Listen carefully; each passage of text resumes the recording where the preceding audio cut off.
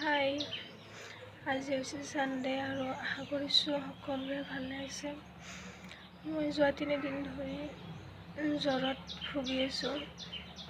এইবিলাক আপোনালোকে দেখিছে, মোক চব কিবা ফুলা লাগি গৈছে আৰু ওঠবিলাকো কিবা শুকাই যায়, তেনেকুৱা হৈছে আৰু মুখেৰে একো সোৱাদ নাপাওঁ।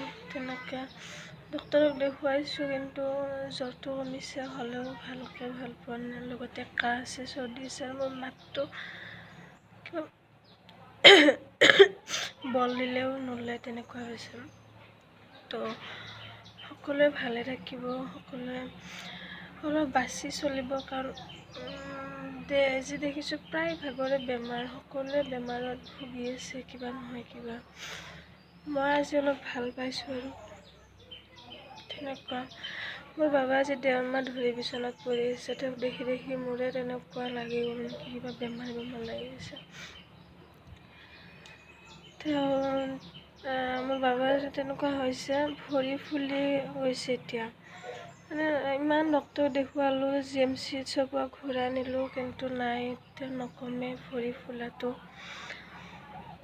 চব নৰ্মেল, কিন্তু তথাপিও ভৰি ফুলি থাকে। খোৱাটো ভাল খাদ্য আমি খুৱাই আছোঁ যথেষ্ট পৰিমাণে, তথাপিও এতিয়াও বেলেগ একো ইম্প্ৰুভ হোৱা নাই। কি হয় নাজানো, আৰু ওপৰৱালাই জানে। সকলোৱে দোৱা কৰিব মোৰ বাবাৰ কাৰণে। আৰু মই ঠিক হৈছোঁ বাৰু, এইখিনি মোৰ ঠিক হ'ব।